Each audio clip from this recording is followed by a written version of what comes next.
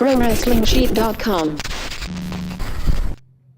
Welcome, Collider fans, to another episode of the Collider Bodyslam Smackdown recap. There's so much I got to say sometimes. I just want to make sure I get it all right. Because, you know, people go on YouTube, they go on social media, like, you know, you messed up this word. You didn't say it right. You didn't say it in order. Well, this time I got it in order. And you know who else keeps me in order? That's my co-host here, Ryan Satin from the Pro Wrestling Sheet. What's going on, brother? You are a great host. Yeah, we all, honestly... compared to Wrestling Sheet Radio, you don't mess up facts much more. So yeah, you're much better at this than me when it comes to leading the charge of a hosting job. I love following your lead here, and yeah, a lot of stuff to talk about on SmackDown. Yeah, tonight. man. Again, SmackDown eclipses Raw by miles. Easily. It was so much fun watching everything that happened today. But first, we got to say to everyone who's watching, say goodbye to Ryan Satin. He's going to head off to Chicago. As you're probably right after you watch this, he's going to All In. Apparently, I'm left behind. That's cool. It's totally cool. I guess I got to spend some more years with Ryan. Then I'll get to go on these great trips, hopefully someday soon. But I'm excited for you to go, man. What's your feeling with it right off the bat? Man, I am so excited. Honestly, to be completely honest with you, I don't think I've been this excited to go to a wrestling event. You know, I not only broke the story on it happening, so that's part of it. Yeah. But beyond that, you know, I was driving home last night and I was really thinking about it, and I was thinking to myself, this almost feels like WrestleMania 1. Oh, yeah. Where it's like a guy, in this case 3 guys, put it all on the line. Like they put everything they had, all their money, all their finances to prove that wrestling has this built-in audience that to do something with all their money that will advance the wrestling industry going forward. And and that's honestly why I think so many people are traveling out for it. They want to kind of be like one of those who said, I was there for the first All In. I was there at All In 1 when they're 20 years from now, if it still stays a thing. Because, I mean, he's the son of Dusty Rhodes. He is. Dusty Rhodes made StarCast, Exactly. Starcade. Yeah. Excuse me. I've been saying StarCast so much because of the show I'm doing there this weekend. But Starcade, he created Starcade. And, such a pivotal, person when it comes to the booking of WCW and around that same time. So I really do have faith that this could be something that becomes an annual tradition of this magnitude. So, yes, I'm very excited about it. I got my Young Bucks shirt on. It's funny. I was thinking about how this cease and desist that the Young Bucks got from WWE last year really is one of the final straws that broke the camel's back or whatever, that really is the thing that kind of like started to lead towards All In actually happening. That's a great point. And there were a number of publications that I read that profiled this particular situation with the Young Bucks and the cease and desist, and also Cody Rhodes profile in The Ringer was incredible. So many great things that pushed forward. And then Hot Topic started carrying these independent wrestling, the Young Bucks stuff, the Villain Club, all that stuff, Bullet Club, obviously, but they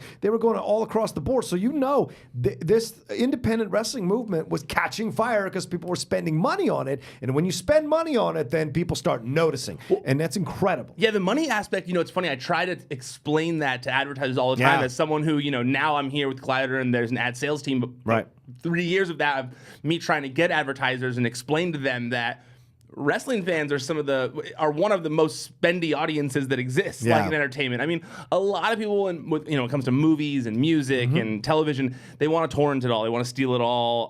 But wrestling fans, for the most part, as much torrenting exists out there for wrestling, I do think that wrestling fans are the ones buying so much more merch than you'd see in basketball and stuff like that. Like I that's how I look at it. I mean, there's like a lot of money being made in merch, and I think it translated into the Young Bucks being a big part of that because they were some of the early people that were pushing indie wrestling merch and stuff. So yeah, very excited about it. I'm sorry that I haven't been putting stuff on the site today. As Rocha said, I'm probably going to leave. As I mainly came in for this. I wanted to come in and talk about SmackDown, but so for those of you who are watching from home, or for those of you who are going, if you're going to StarCast, please check out the show I'm doing. It's Friday, so today is Wednesday, right? It's Wednesday, yeah. So it's Friday, 2 days from now. That's when my show's going to be. It's also my birthday on Friday, Hey-o! so join me for my birthday. It's 11 a.m. It's directly after Breakfast with Busted Open.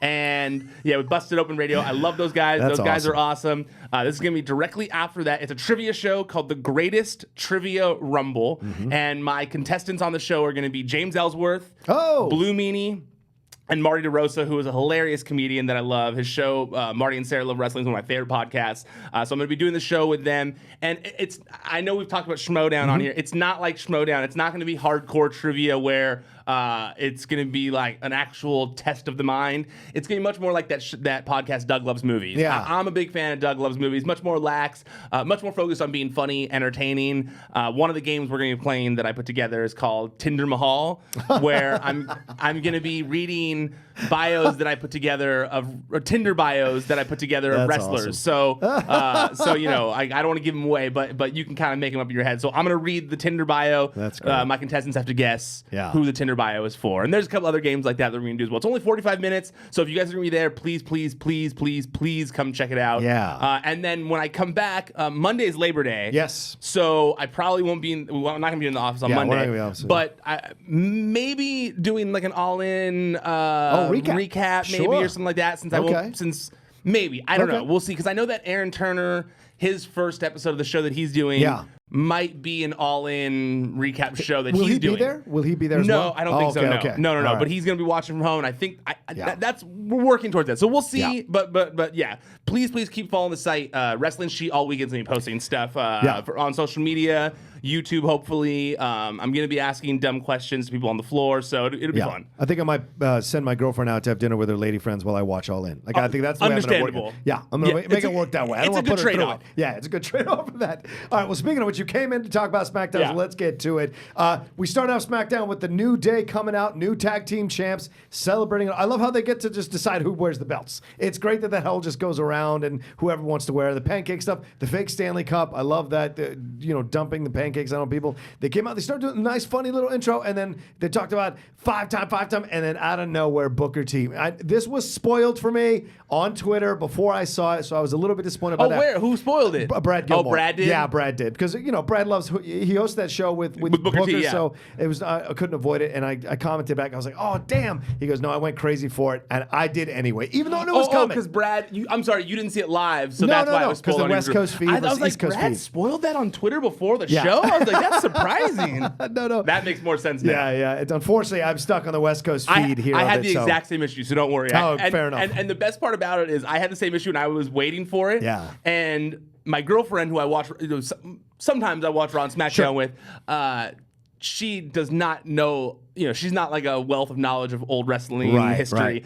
So she was like, why is Booker T in like a crown and a robe and stuff? No. And she was not familiar with King Bookah. King Bookah? She was a fan.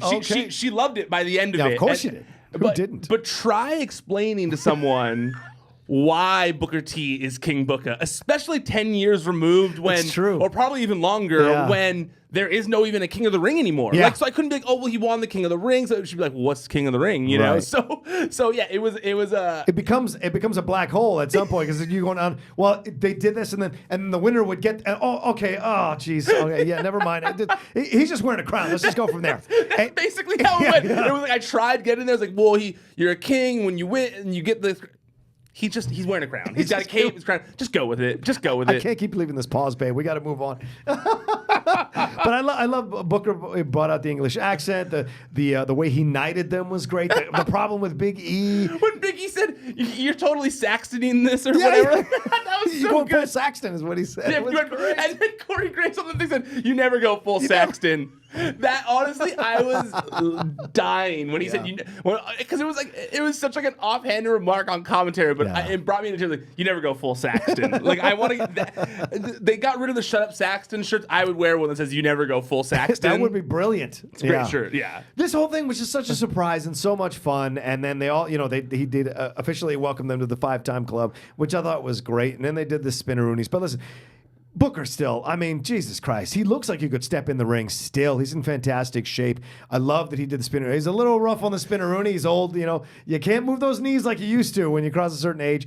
And all those guys trying to do it was really funny. I thought this was a great opening. Just a fantastic, very fun opening. And this is what the New Day does. It's what separates SmackDown from Raw. They have that healthy balance between NXT and Raw. Yeah. SmackDown really strikes it. And this was a great way to begin the show. That's funny that you mentioned that, because I think that is why I ultimately like SmackDown more. It does kind of blend the two. It does feel like more of a blend between the two. I remember when SmackDown Live was first going to be live, like when they brought Morrow in and it was going to be live again. Right. I remember them saying that was their intention, was to kind of bring some of that NXT flavor to SmackDown. And it's funny, it's been so long I forgot about that, but that really is a good explanation for why it's worked so well. I you know, as silly as it was, I loved it. I was cracking up the whole time. I don't care if King Bookah didn't make sense to my girlfriend. It was still entertaining. Booker T's the best. Wasn't this like the best like character he ever created? Like the best. I mean, it's funny that you say that because memorable. It's funny that you say that because I'm honestly gonna say it was my least favorite Booker T one. And it's funny that I knew this was gonna come up, and I was thinking about it while I was watching this last night.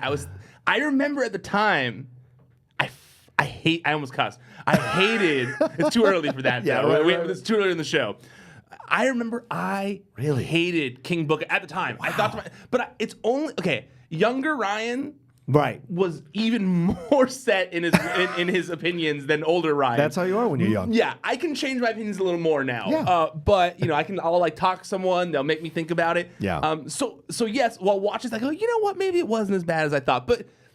I think it's because when I was younger and the Attitude Era, the Monday Night Wars were in full swing. Right. Booker T, when he became champion in WCW, that version of Booker T, right before he started using the rock bottom as his finisher, when he was still doing the axe kick, when he was doing the axe kick, and just that character, right before he kind of became a little bit of a rock ripoff, was. Honestly, in my youth, one of my favorite wrestling characters. I was like, man, that guy is a badass. He's such a cool character, so much charisma. He can kick your ass, but he's also super entertaining. He really was like another version of The Rock to me. And I know that's why he ended up getting kind of made into WCW's version of The Rock near the end. But he was so entertaining to me, and that. Even the dreads, I just didn't like the dreads. Like the whole changing of Booker T when he became a WWE star, always just never sat with me the same. Like I was always so in love with the WCW version. Right. So I think when he was doing King Bookah, it was even more removed from that it bothered me. I was like, man, why are we doing this when this worked so well? It totally makes. I can see why you feel that way because he was such a badass. Like remember Harlem Heat with Sensational Sherry being their manager. Like those guys, him and Stevie, they were great together. They were so vicious when they were heels. And I remember that they did all that stuff. And then you're right. Eventually Booker T stood like Edge did from Christian. He kind of separated it out. Didn't mean that Stevie was behind. Just meant that the Booker T just had more pop, and that was just the way it went. And he had great personality, great charisma. He was such a badass. So, but he went to the WWE, and they made him a bit of a comical character. Much more of a comical character. The fight in the grocery store with Stone Cold, all that kind of stuff. But Booker rolled with it. I think that's why he's still so connected with WWE. Absolutely. Because he rolled and made everything work. No matter how ridiculous it was, he made it work. Kind of like Raw and the Truth Killings does when he does his stuff. I mean, his Carmella stuff, which you get to in a little bit, but like that works. It's funny, and it's a way for them to be like beloved by the audience. Yes. It's much more. I mean, the version of Booker T in WCW that I loved is much more of a pro wrestler. Yes. Like one of my favorite pro wrestlers as a kid. Right. The version of Booker T in WWE we got is much more of an entertainer. He's a character, right? Entertainer, and I get that, older me looking back on it goes like, maybe you were a little too hard on the situation. Similar to like when I stopped watching because Jeff Hardy lost that ladder match to The Undertaker. Where it was like, I stopped watching for a long time because of that, because I was mad, like real mad. I love Jeff Hardy. So, and we'll talk about Jeff Hardy's future here later as well. But I did not. I really hated King Bookah at the time, but this segment reminded me of like how I was a little too smarky back then, where I was like, maybe you should have enjoyed the entertainment factor of things a little more back then. Well, I'm a little older. At the time, I enjoyed it because I could separate that out. And I thought he made it work really well, because my initial thought was, but then they made it work. The English accent became funny. Lady Charmel was great. All of that going through was fantastic, and the pinky up, it's just brilliant. The fact that this guy who's from Houston doing an English accent with his pinky up, just all of it was brilliant all around, and I loved how he did it. And you're right. Speaking of Jeff Hardy, we should jump into this now. He was the next segment with Randy Orton. I thought he cut a good promo in the ring. I liked it. Calling Randy out. It was good back and forth. We'll see how that is going to play itself up. But this is one of these feuds that now I'm starting to like. Where initially when it was introduced, I was like, oh no, we're going to be way. I think we both felt that way. It's like, oh, where's this going to go? We were kind of like, what is this? Like, do we care? Exactly. And now we're starting to care. And I enjoy his the face paint, everything that's going on there. I'm kind of now dialed in, and Randy too. So what are your thoughts as you saw this promo and this back and forth? It's interesting when if this were that game, Extreme Warfare Revenge or whatever, where you can book wrestling, you know, and it has all the stats, this is a feud that would have big potential. Like the rating for it would be high. You've got Jeff Hardy, who people love. Yep. You've got Randy Orton, who does everything perfect. Yep. Even if he's not the most interesting thing to watch, he never does things bad. Right. You know? And so, you know, initially I said to myself, well, like, I don't really care. We've kind of talked about how I'm not super feeling it right now. But then this promo turned it for me too. Like I was thinking to myself, one, we've never had Jeff Hardy in a Hell in a Cell. Yeah. Which that alone is a big selling point of the show. I mean, I wish that the title match was going to be in a Hell in a Cell, but at the same time, if I'm booking the show and I'm trying to make the most entertaining show possible for, you know, with the limitations that I have from my boss, I look at the show and I say, would the Cell really make Joe versus AJ better? Maybe. Yeah. Would the Cell make Randy Orton versus Jeff Hardy better? Without question. Absolutely. You know, and so that's why I look at it and I go, yeah, you know what? I like this. I like that they've been slowly building Randy Orton as this new version of the Legend Killer. Yes. Yeah, you know, I kind of like it. Yeah. I kind of like it. And I don't know which way it's going to go. Yeah. And I think that makes it all the more exciting. Yeah. Because you can see it going both ways. And I think we also talked about how Jeff needed something new. And this did kind of, you know, the stuff with Randy has added a new little vicious side to him a little bit. Like you know, that promo did have a little bit of a vicious feel to it. It wasn't super baby facey. It was somewhat on the edge. Oops. Yeah. He cut Randy off and started the delete chance. Yeah. It's all there. So what'd you think about him using the delete chance? I like it. You like it? I think it's laying the groundwork that him and Matt are going to come back together. Yeah, you know, so I like it the more he uses it. I think Matt is fucking with everyone. I think that they are all fucking with everyone right now. He posted that thing on YouTube yesterday where it was very much like hinting that maybe there's more going on with all of this and that maybe they're going to be doing the like kind of what we saw in Impact where it was like him switching between being normal and broken or whatever. Yeah. So maybe they're gonna go that direction. But I would like to see him move to SmackDown and do something on there still as the broken character. We talked about him on Wrestling Sheet Radio, and he shared the video of us talking about it, saying something along the lines of like, wherever I go, my broken universe will follow me, or something like that. So I don't know. It might not be over with him. I also hope that we get to see him on SmackDown. But I don't necessarily love Jeff doing the delete chant. Okay. I just think it's a Matt thing. And I fear that it's less Jeff doing it and more Vince knowing that it's over and being more favorited. You know, he obviously likes Jeff more than Matt in terms of like fame, like in terms of who he sees as a star, not in terms of who he likes personally or whatever. But so I'm worried that he's like, well, people do delete, you do it too, and it's like, no, that's Matt's thing. Like that's Matt's thing. So I don't know. You do the delete chance too. Yeah, no. The people love it. The people, no, but wait, it's my brother's thing. No, do it. No, see the contract. You do it. I think it's also because Jeff's song is the obsolete part, right? So like it does get tied to Jeff because he has the lyric that went with it. It's a mess. Well, and I think you make a good point though, Ryan, because remember Jeff had to be converted into this woke thing, and this broken thing rather, and so when they first started, they were a rivalry when he was doing this broken stuff. By the way, if you're if you don't know, if you just only watch the WWE stuff and you haven't seen these Matt Hardy broken promos from years ago, please, for the love of God, go down into the wormhole on YouTube or wherever you can find them. They're incredible. Every deletion too. Every deletion, all that. Look, Matt was going into the D list. Matt was going into doing autographs, and he was going to be his life. But he turned himself around against all odds with this genius, insane promos that caught on with everybody, and that's the reason they were able to climb all the way back into the main roster on WWE. So if you haven't done that yet, do yourself a massive favor, if you're a wrestling fan or a promos fan, and go watch that stuff. Or vignettes fan, go watch that stuff. It's genius. Well, I remember when they first finished it. Yeah. When they first finished it, they sent me like a early copy because they wanted me to film my reaction to it. And it aired on Impact, if I recall. Yeah. With a bunch of other kind of people that were doing their reactions. Right. And but I remember being like, why would you guys want me to film my reaction? Like, what is actually going to be that I'm going to need to film my reaction, you know?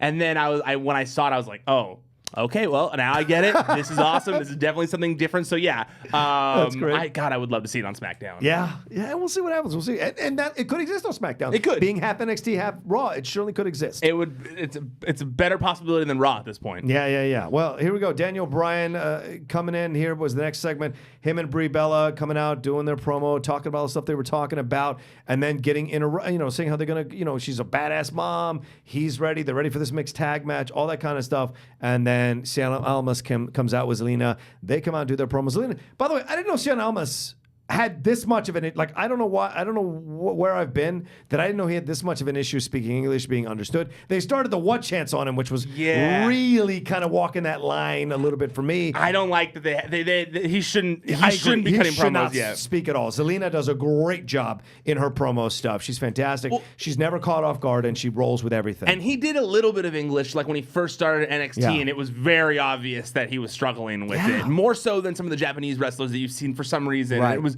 very evident that he struggled. So yeah, I let Zelina do the work. Let him be a silent killer. It's okay. Right. Let him be like, say let him do the believe that, like where he's got one thing, El Idolo, or Tranquilo, whatever. Yeah, Tranquilo thing. Let him just say Tranquilo at the end of her promos. Everyone will be cool with it. It'll be totally fine. What do you think about Brie being on both shows?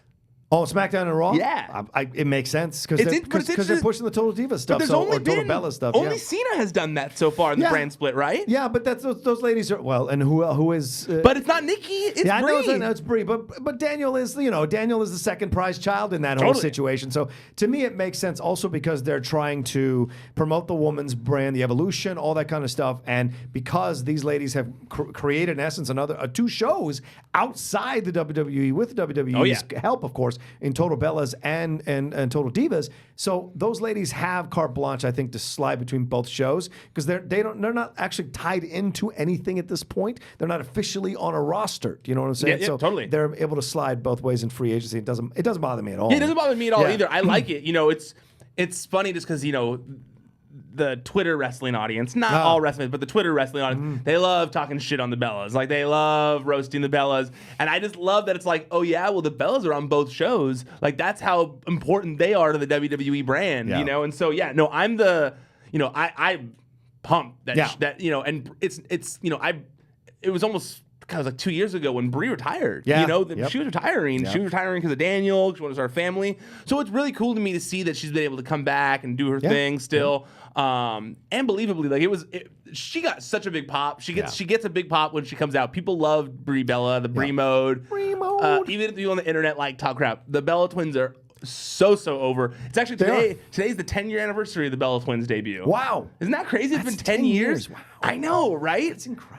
So much has happened in those 10 years. I know. Man. It's incredible. It was funny too because they did WWE tweeted a video where you'd see kind of when they debuted now, and it's funny to see what the difference of them, just kind of how much they've grown up in front of us. They were pretty young when they started. I think you choose one over the other. I think you can't. I don't know if you got to pick one or the other. I feel like that's the way. I'm more of a Brie Bella fan than a Nikki. I think Nikki is the show. Nikki is the show. Brie is the wrestler. I know they're both skilled in the ring. I mean, Nikki is the entertainer. She's the one that's the focus, right? Brie is like that underdog coming through that second sister syndrome. You know what I'm saying? And I like that about her. And I always root for her. She's the underdog. She's great. She's got good heart. She's got she's real into that kind of hippie stuff. Eating naturally. So her and Daniel Bryan get along so well. So I find a purity in that I really enjoy. Yeah. Nikki is the showman, and so respect to that. She got with Cena, who was the main guy. Well, she did her thing, and I respect that. Well, it's funny. It's almost like, even though they're identical twins, Brie just seems like the one where, you'd be able to actually go to up and talk to. Right. Right. Well, but I'll be honest. I've met both of them in person. They're both very approachable and super nice. Oh, I'm sure. And it would be like Sophie's choice for me, having to choose one or the Fair other. Enough. But I think you're right. I think most fans, they definitely they choose you pick one and you ride with one of the Bellas. But my heart breaks for Nikki. Nikki's been through a lot. Oh yeah. And so my heart breaks for her, struggling with the reactions of people to her coming back, talking about her weight, the situation with Cena, all that stuff. Her struggling with this idea of I want to marry this guy. This guy doesn't want to have kids. This guy doesn't want to get married to me.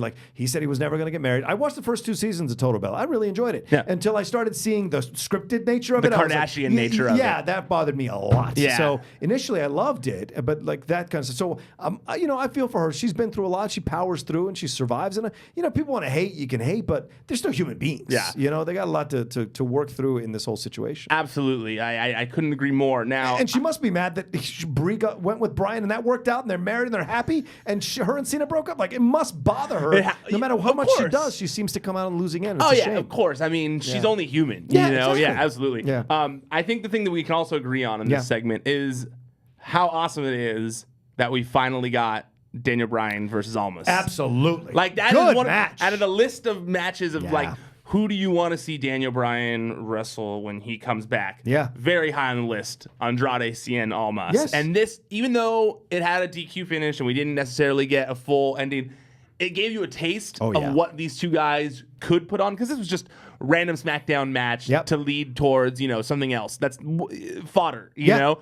And they still made it so entertaining. Yeah. It was like, I was sitting there going like, God, I want to see a singles feud between these two. Yeah. Like, especially with Zelina and Brie, involved as well. I really hope that, because of what we saw with the mic thing, with Andrade on the mic, I'm low-key hoping that Andrade gets brought into this feud. And because Miz kind of is like the guy they put people with to see if they can get over. Right. Like they did with AJ. Mm-hmm. They did with Daniel Bryan when he first came in. Yeah. I'm hoping they do something similar to that where Andrade gets paired with Miz in some ways, and that Miz kind of talks for him a little bit and helps him get over a little bit too. I think that'd be a nice pairing and a nice way to transition into an actual feud between Daniel Bryan and Andrade. Yeah, and you're right. It was a smart move to give you a taste of what they can do. And I thought of you as I was watching the match. I'm like, this is the Daniel Bryan that both of us have been talking about. We've been missing. Yeah, right. It came through in that match with the Miz at SummerSlam.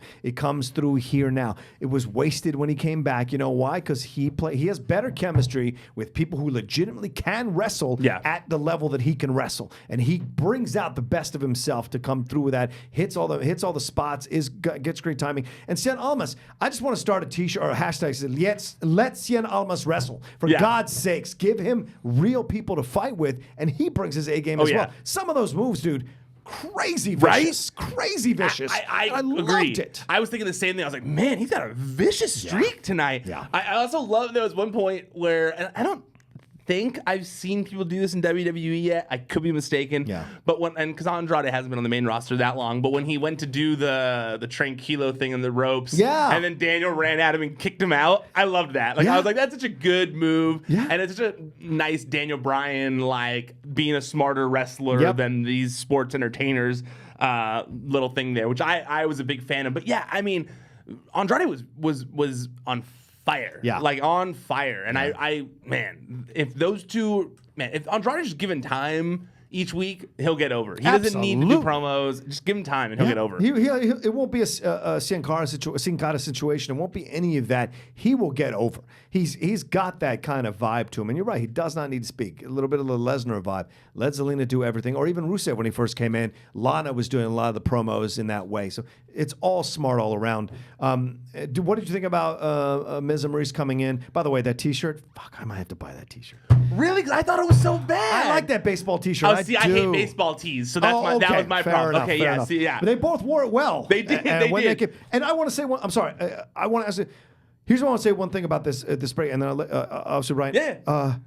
Maryse is a way better heel than Miz. Dude, that's the point. Sorry, go ahead. And I was no, please, no. We're gonna discuss this totally, but I wouldn't say better because Miz is so good, but you just forget how fucking great of a heel she is. Man, because it's been so long since she was a character. Yes. Like she's always kind of been there to help since she's come back. She's been there to help Miz's character. This is the first time where they kind of were like, no, you're also in the ring now. You need to remind people that you're such a fucking despicable heel. Yeah. And she played it up so well when she was like, look at this. Yeah. Look at this. No. Look at it. I was like, oh my God. Yeah. Maryse is the devil. Yeah, that's right. That's what I'm saying. Like, Miz plays the heel. Maryse is the heel. Yeah. That's the difference between the two, man. I mean, like, no, I know Miz is a cocky idiot, and you've seen him since, like, the stuff that he did before in the reality show. That's in his nature, right? He's just one of those brogues guys who does that kind of stuff. But Maryse, that's instinctively in her. You know she could say the meanest thing in the world to you over coffee, and you'd be like, oh, my God, you'd walk away crying. She wouldn't think twice about it. Just go shopping. She would not care. She would not care. And that's the thing that I love about her coming back and being more of a part of this whole feud. Yeah, her grabbing Brie, saying, look at you, like, and looking at Daniel Bryan going, look what I'm going to do to her. That was horrible. You're watching like some biker gang beat up a boyfriend and girlfriend in some terrible movie. You're just like, oh my God, stop it. Don't do this to the Danielsons. They're so nice. She just had a baby. They just want to help the earth. They've got a cute dog. Like, leave them alone, Maryse. Yeah, no, I felt the same while watching that, and I was totally thinking the same thing. I was like, God, man. Like, Maryse is so natural at what she does. She's so good at what she does that I remember for a long time, you know, fans, when Damian Sandow was like the stunt double. Right. I remember back then people were like, bring Maryse in, bring Maryse in. And it wasn't until, if I recall, like, the very end of his run or like right after is when they brought her in. Yeah. And she's been such a light on his character since being brought back. But this one was like, it was very much a thing where it was like, yeah, that's why Maryse is remembered in WWE lore. Like, that's why she's not going to be forgotten, because she's so evil, and it's great. You could argue she's one of the top 5 greatest women heels ever. Yeah, I think so. Yeah. The way she stomped around between both was just so like, oh, I rule this, like a lion walking around its jungle. I was just like, this is fantastic. It felt like she missed this Maryse. It felt like she missed that Maryse. I think that's why she was so good, and I amped it up so much, because she missed it. Yeah, I'm sure. Yeah, she took care of Brie, and they took care of Bryan. So they left him in the ring, so with a message themselves about what's going to happen as mixed tag. All right, we've had all this preliminary conversation. Let's get to it. Carmella does a decent promo, I thought. A nice little promo, comes out. Does her thing. Didn't we see a vignette there with an interview with I believe so. Rusev and Lana and English, and he's the one that set this whole thing up. He set the whole thing up. Yeah. Whatever with that. All right. So and everyone's like, oh, excited about this coming back together. It was so terrible. Anyway, we get this Carmella promo in the back, which at the interview, which I thought was really nice.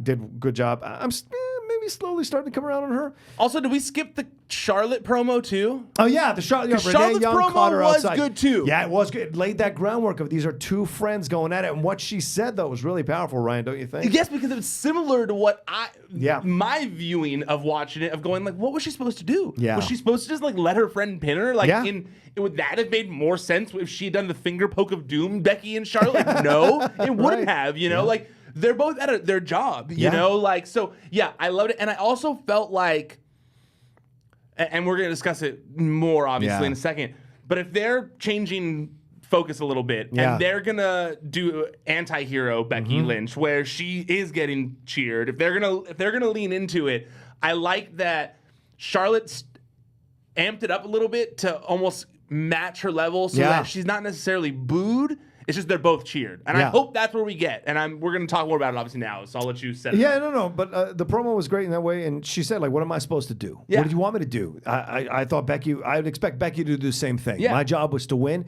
And I love the dig. She said, I'm sorry she keeps blowing it when she has the opportunity to win. Look, hey, you got to spade. You call a spade a spade. You know? Yeah, you got to say. You got to. You got to tell the truth in that situation. Like, hey,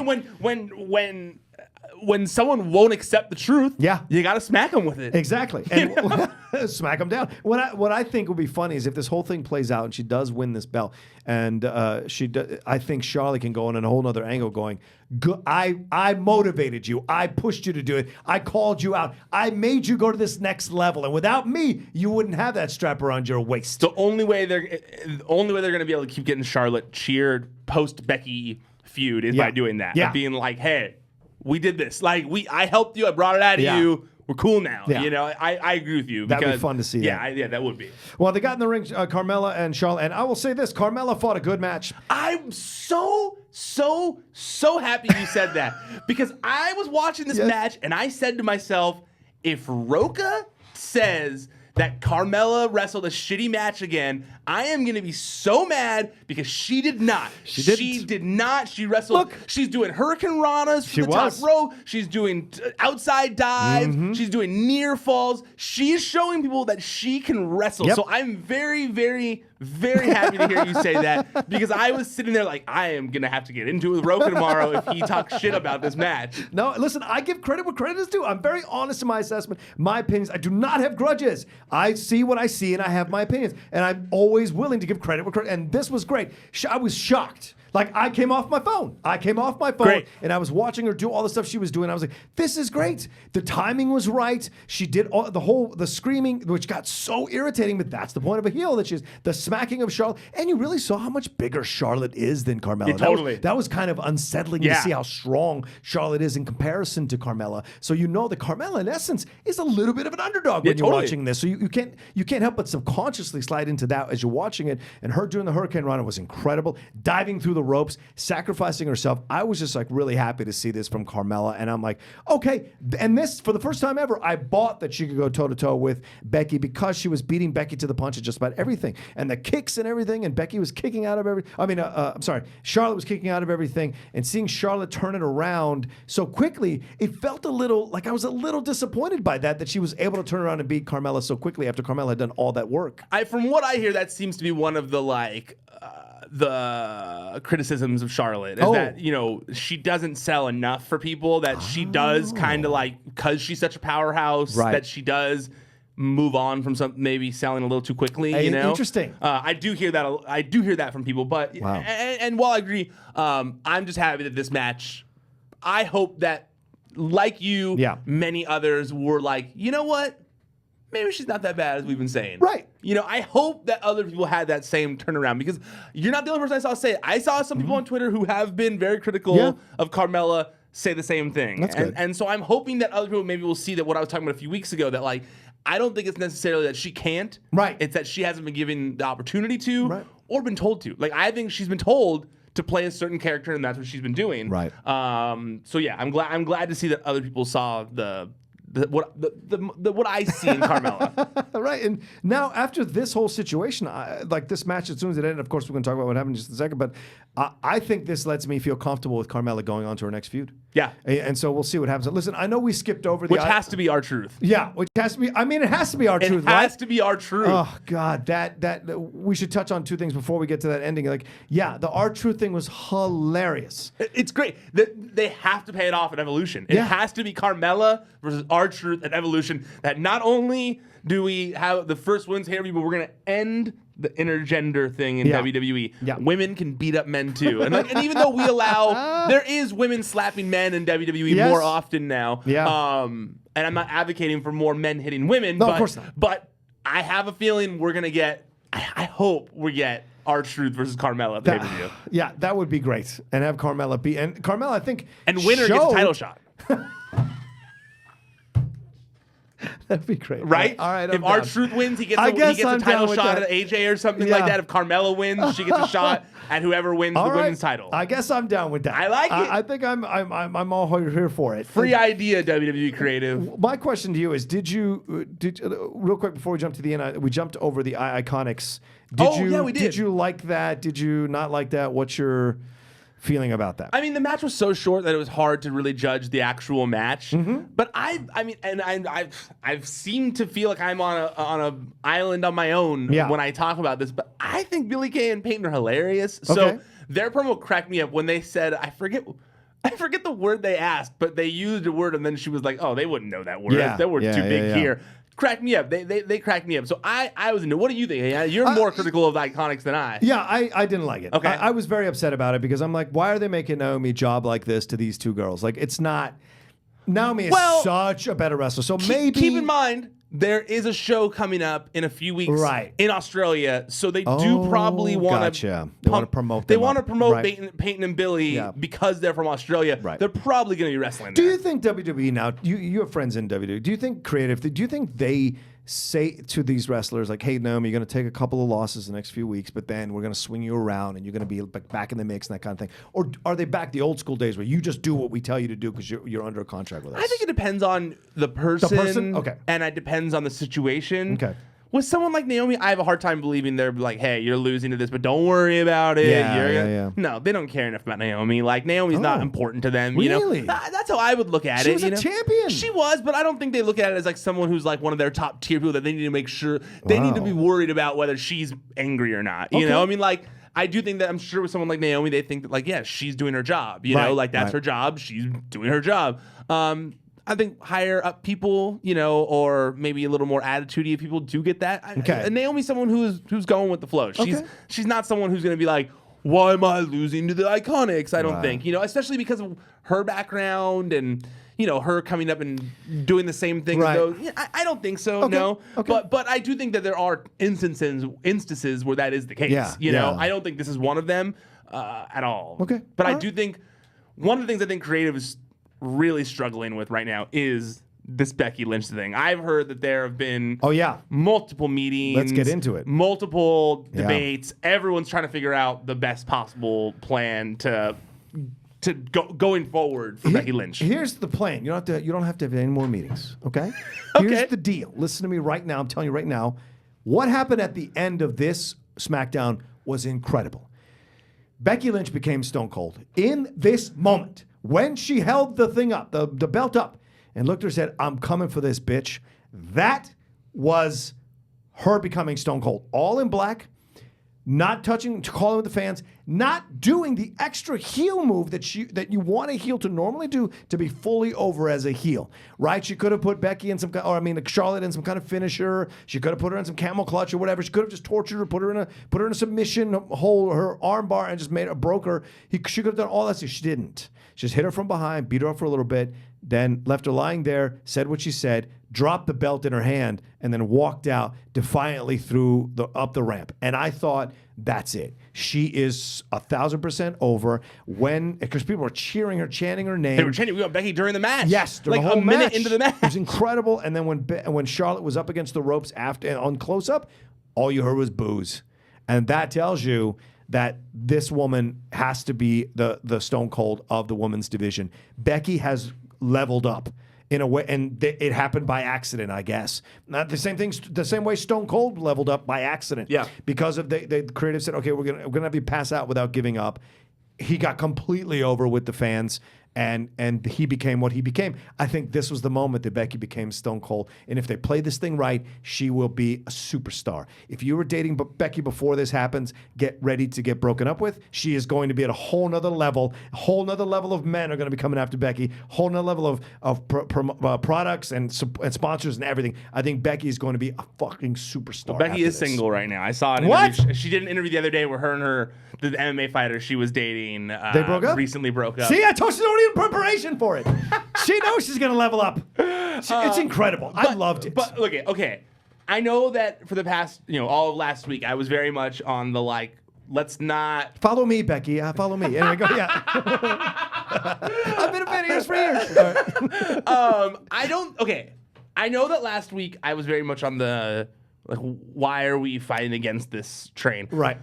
But at the same time, I respect that WWE is not fighting it as much as I was. It definitely, They're letting her do these Instagram posts where she went back at WWE. Totally. Were you supporting me? It was great. And I think that, it's great. If they are listening to the audience, and they're the only thing that I hope or I worry about. Yeah. Not worry about. I'm trying to think of the right word. The only thing that I care. You're concerned about? Concerned about. Okay. I don't know. I just don't want this slight shift to make her more of a Stone Cold character. I just don't want them to change. I don't want them to go back to what we had before as Becky. I want as long as we're getting 1,000% this agree. Character shift where we're getting badass Becky who cares that is someone you can get behind. Then great. I don't care if she's a face or a heel. Yeah. I just wanted the character change, and I feared that fighting that character change was going to fuck everything up for Becky. Right. So it's not that I care. It's not that I don't want her to be a face. Yeah, I love cheering for Becky Lynch. I literally said that in the clip. Yeah. We all love cheering for Becky Absolutely. Lynch. I was more just saying let's not fuck it up for her. But if WWE isn't going to go that way and they're going to play into it, they're going to lean into it, then yeah, this is great. This is great for Becky Lynch. I completely agree. I mean, that was a coming out moment. Yeah. I mean, that crowd was hot. Yes. Like, as hot as they are for Ronda Rousey. You know, they were on fire. And a certain part of me believes that they also were that hot in spite of WWE. I think that a lot of those fans like to prove WWE wrong. Because so they're Toronto fans, not even Toronto fans. I think wrestling fans. Oh, okay. They want to prove WWE wrong. So it's similar to like when they hijack a show. You know, like I think that this is a slight way of doing that. Of like that's why they were chanting, we want Becky during the match. You know, like it was their way of trying to like hijack things a little bit. But if that hijacking leads to awesome, cool new character for Becky Lynch that we can cheer for, super cool with it. Like I'm super cool with it. I think it is funny though how we say Becky Lynch saying bitch and showing this, edge makes her a Stone Cold like character. But when Roman Reigns does it, we all talk shit. We're all like, yeah, we get it. You know how to say bitch, Roman Reigns. Well, because Roman is not an underdog. Becky has always been an underdog, and that's why. Like, Fair enough. She was always the forgotten member of the Four Horsewomen. She never got quite the same appeal or a push that Bayley got or Sasha got or Charlotte got. Becky was always the worker, the fighter, the one that wanted to get ahead, and she was always posting videos of herself working out in the gym, trying to get better. And the thing is this, and that's where she got the fans, dude. That's where the fans got over. They didn't just all of a sudden show up. I think we've all been on her train slowly over the last 3 or 4 years with her Instagram stuff, her social media stuff, her working out, her interviews that are really great, her honesty in these interviews is really refreshing. Her talking about her past and what she went through in her past versus who she is now, how she's changed as a person as she's gotten older, her perspective, what she had to go through. All of that appeals to a lot of us who've been through stuff ourselves. So we feel something with her. We connect with her. And I think the thing you bring up, though, Ryan, is really important. This is the change. Not only does WWE have responsibility here, Becky does as well. Becky needs to add some new moves. Becky needs to embrace the character change. Think of ways that there are vignettes that work that keep pushing it, because the fans will just as quickly turn around on her if they start to sense an inauthenticity to this. Because when Stone Cold did what he did, he was that. So therefore, it was just him being himself even more. And those are the best characters. So Becky has to really embrace this and bring that out of her and start doing certain vignettes, make certain social media things that. It has to be a concentrated plan all the way forward and focused plan all the way forward for her to get fully, completely over like this. And she will, with or without the title, she will be a star. And that's important. My only fear is that we know about WWE history. Yes. And that's my only fear is that, like, look at Sasha Banks is arguably the most popular one out of the Four Horsewomen, and look at all the opportunities she hasn't really gotten. You know, and it's not like she, so I don't know. Like, yes, I worry about Vince McMahon getting behind her. You know, especially as a face. Vince McMahon most of the time sees foreign people as heels. You know, like that's what we've been known to see. And whether he's changed that or not. Like, I don't think deep down inside he's going to change that, you know? And it's the same reason Finn Balor hasn't really been in the title scene since all of that. So I don't know. All I know is that, yes, this moment was awesome. I loved the fire in Becky Lynch. Yeah, man. Just the attitude alone. I mean, when she dropped the bitch, it was awesome. Like, when she said bitch, it was cool. Even though we know that's the only curse word WWE can use, it's still fun when used, as long as it's not Roman Reigns. But and even Roman, when he uses it, a piece of me goes like, he said bitch, like, you know, like makes me feel like the little kid in me is like, you know. So yeah. But I do hope that this is a.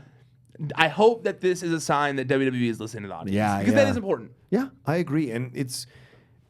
We'll see, man. I will say I agree with you. Like the Sasha stuff, it's been frustrating, but I think if it's going to work, it'll work on SmackDown. Because once again, what we said at the beginning here, this combination of NXT and Raw in one show, it can work in SmackDown. Maybe Vince doesn't have as much. Maybe someone else is in charge of creative in SmackDown. Maybe Triple H is. No. All right, I don't know. Still Vince. You know these things. I don't know these things. I'm just a simple host. Vince has the ultimate final say on everything. Right, but I echo your concerns. We've seen these things messed up before. Yeah. I mean, no greater for me, no greater example than the NWO coming in. To me, the way they messed that whole thing up, it made me angry for years, dude. Years. I actually see the anger in your face still. I don't think you've actually gotten over it. No, I haven't, because people didn't want a job to them, and he catered to his stars instead of looking at the overall picture, how it really could have worked and would have helped everybody out. They ended up blowing it too quickly, and it became stupid when Shawn was on and Big Show. Ridiculous. But that's like me. Yeah. Now you know how I feel about the Jeff Hardy losing that ladder match. Where I was like, that was a future main eventer right there. Like, pass the damn torch, Taker. Pass the damn torch. That was me at the time. I was like, they're never gonna pass it. They're never gonna pass it. I'm done. I'm gonna go hook up with girls now. Like, I'm done watching wrestling. I'm done looking at these message boards. Damn it! Yeah, that was me for a long time. Well, there was I know we got to wrap up, but there was a tag team match. Do you care about the Colognes thing? Like, if you want to talk about the Bar winning it, but I do want to say the Bar. I think they have been like that shot of Becky with the Bar that was an awesome shot. I want them to be together. I want them to be together. That has to be the stable. I know. I was thinking the same thing. Right? And I think they have been, and I don't know, but maybe they have been guiding her because Sheamus has been a heel for a while. Cesar's, like, maybe they're giving her guidance about how to do certain things and make it work and get her over, because they seem to have a really genuinely cool relationship. Definitely. So that would be awesome to see them come together as a stable. Definitely. I just like seeing the Colognes back on TV too. Yeah. I mean, I like the Colognes. They're not like, obviously not anyone's favorite team, but they're solid wrestlers, and it was nice seeing them back on TV. It was funny. One guy who listens to this show was like, the Colognes getting that title opportunity is not the same as Charlotte getting that title opportunity, like you said on the show this week. And I was like, yeah, no, it's the exact same thing. Yeah. And he was like, well, no, they have to win 2 matches. And I was like, okay, so because of 1 extra match, it's a difference? And he was like, well, no, Charlotte just gets handed everything. And I was like, now you're changing the argument. You're right. Different situation here, but I appreciate you watching. I appreciate the feedback, and please, other people do the same. I'll talk about you on here. Absolutely. There's nothing more frustrating than fans claiming you're getting handed opportunities. Let me tell you something. The Outlaw doesn't get handed opportunities. I earn them, I win, and that's what happens. All you complaining about it, kiss my butt. So I say the same thing with this guy saying that to you. Charlotte is a star. She's earned her opportunities because when she's had the chance to shine, she's giving you some kick-ass matches. Yes. So that's how you get there. When the Colognes get to that level, they'll also be handed opportunities and be put in stuff where they can get shot at titles. So that's how it works. Welcome to life. You earn what you get. Oh, Jesus. I was going to say you have to be the famous offspring, or the offspring of someone famous, but they are too. So. Right. So it doesn't really count. That's a great point. Overall, what did you feel about? Do you want to talk about the AJ Styles Joe thing? Did you like that? Yes. I want that shirt immediately. 1,000 times yes. I want that Joe shirt. Right, dude. Joe honestly is working on another playing field right now. Yes, he is. That guy, man. I don't know what happened in the past 6 months, but dude, he is so good right now. Yeah. Like so good right now, to where I want to see him as champion. Yeah. Absolutely. If he were to beat AJ for the title at Hell in a Cell, I would have 0 issue with it. I mean, this whole thing has been sick. I love it. Yeah. Sick in a good way, like sick in both bad and good ways, like where you're like, that's sick. But then you're also like, he is sick right now, like, because he is. Joe and all his Wendy stuff. Oh. But I think this may have been my favorite part of the whole Wendy saga, when he was just like on the phone and like, I'm coming to the barbecue, or like, tell little Annie I said hi. You're like, dude, Samoa Joe is crazy right now, and it's so good. Because you don't know if he actually was on the phone with Wendy. I know. The fact that and if he wasn't, it's even more insane, because then he's creating these arguments that aren't even happening. He was like, Wendy, stop it. What I'm saying is, he was like, oh my God, you're even creating the fact that she's getting upset that you're calling her. It's just brilliant. Yeah, no, it's all, and I know I had mentioned it before about how he feels like a serial killer, but he really feels like a serial killer now, and I am so excited for the home invasion next week. Yeah, of which course. is a weird sentence to say. but I'm very excited for this home invasion. Should be good. It's going to be good. Yeah, I agree. It's going to be fun. Well, as you can tell, we had a great time watching SmackDown and then breaking this down as well. And we're sending off Ryan with a big smile on his face as he goes to Chicago and watch them all in. I'm looking forward to seeing what happens. And of course, our own Jen Sturger, Jen Decker, she is going to be there as well, doing some work with them. So that's going to be a lot of fun, and I'm looking forward to it. But what's she going to be doing there? I know she's going to be there. Or is she doing something? No, I think she's doing stuff with Cody. Like she's helping out with Cody in some way. Cool. Yeah, awesome. yeah. She did the press conference. Yeah, no, I know that. So I think she's like initially I think she was out, and then they asked her to come in and do some stuff. Oh, cool. So she's come back, and I don't know what exactly she's going to be doing, but I know she'll have some kind of presence there, and you'll be able to see her do stuff there. Awesome. Any last words do you want to say about SmackDown before we move on, brother? No, I think it did a really good job of building everything. Like, and you said, we're starting to get night and day when it comes to SmackDown and Raw lately. Yeah. That SmackDown, for the most part, leaves with a smile on our face. Raw, it's hit or miss, you know. But this was a good example of that. We got so many good things in the show: story progression, fun matches, good characters, good in-ring segments, good promos. Big fan of this show. I will ask one thing before we wrap up. If you have any way to find out who is in charge of creative versus Raw versus SmackDown, that I think you were saying like over the last few months, I don't know what's that. I think that's across the board, not just Joe, but everybody across the board the last 6 months. SmackDown's really stepped it up. Is there a different creative team, a new creative team in charge of it? No, it's mainly Road Dogg in charge for head writer would be Road Dogg on SmackDown. Right. And I believe head writer on Raw, I think it's Ed Koskey still. Okay. Or I think it's Ed Koskey still. Okay. But to be honest with you, as someone who's like asked around a lot, it's all Vince. It's all Vince. It's all Vince. Right, fair enough. I mean, obviously the 205 Live is a little less Vince now because there was a point in time where it was like when the Enzo era, that was all Vince. Like Vince was like hands on, like I'm gonna try and save 205 Live, and since then he's been not the main person on it. Made a mistake there. Yeah. I'm gonna move on. But head of creative on SmackDown is Road Dogg, or head writer is Road Dogg. All right. And look I love it. People give him shit, but SmackDown's been great, man. Yeah. Shout out to Jesse James. I've always loved the Road Dogg, so it's great to see him doing great stuff here. All right, well, that's our breakdown, our Collider Bodyslam SmackDown recap. Thanks everybody for watching or listening. If you listen on the podcast, thanks so much for doing that. Ryan, you want to tell them everything that they need to know? Yeah, like he said, if you're listening to this, please go check out the YouTube channel. It's youtube.com/c/wrestling sheet. Putting YouTube content on there, video content on there all the time.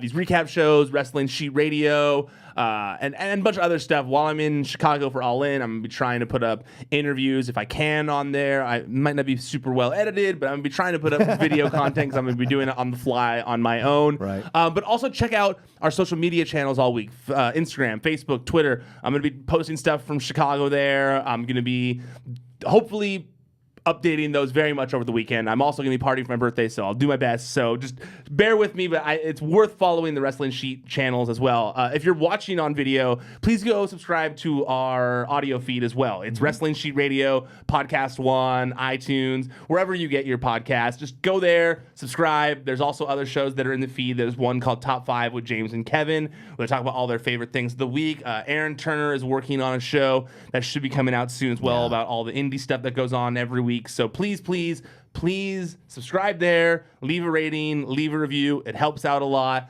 And all of you listening to this, when it comes to YouTube and when it comes to audio content, check out Collider. Collider Videos has so many different shows on there that you like. If you're a nerd who watches TV, who watches movies, you're going to like Collider. They've got Collider Quick Hits as well, Collider Games, Collider Sports, so many different Collider things. I can't recommend all their shows enough. And also go to the Collider Factory where a lot of those shows exist as well. Go subscribe there, leave a rating, leave a review. You will not regret it. Yeah, thanks, Ryan. That's a good shout out to all those channels we have here. Collider Sports, I want to reiterate that. That's something that I'm doing a lot of work on, which I hope you guys will take a chance to watch. Collider Sports Time, we just dropped our first episode, flagship show. And it's essentially movie talk for sports, a little different format, but that's essentially the show that it is. Dropped on Monday. Monday. So if you haven't seen it yet, go to YouTube, go to Collider Sports YouTube page. There's a distinct page, different than Collider. It's its own page. Go on there, click on there, subscribe, and watch the show. I think you'll like it. We had a really good time. It'll be every Monday after this Monday. We're going to do the draft, Collider Fantasy Football League draft. That'll be Thursday. We're going to shoot it all. Then we're going to edit it, make it an episode next Monday because of Labor Day. And then after that, we're starting every Monday, talking about the NFL, the NBA, all kinds of stuff. So if you love sports, that's where you want to go. Awesome. And also, yeah. I forgot to, I know I mentioned at the top, but if you're in Chicago, if you're going to be at StarCast, hell yeah, please go to the Greatest Trivia Rumble. I'm hosting it. It's a fun show. It's going to be me, James Ellsworth, Marty DeRosa, and Blue Meanie. Fun trivia, nothing serious. If you want to start Friday morning off with a bunch of laughs as you prepare to hit up StarCast and all the other various things in Chicago for the weekend, please go to it. It's going to be fun. It would mean a lot to me. It's going to be my birthday. It'd be a little birthday gift to me. Help me celebrate my birthday. Greatest Trivia Rumble, 11 a.m. directly after Busted Open's breakfast. So please check it out. Boom. Do that. Do everything there. And you can follow Ryan at, did you want to say it? Yeah, I'm at Ryan Satin. There you go. You can follow me at The Rocha Says on Twitter and on Instagram. Thanks again, everybody, for taking the time to watch and to listen to us here on the Collider Bodyslam Smackdown recap. We will have more coming to you next week. Take care. Have a great week. ProWrestlingSheet.com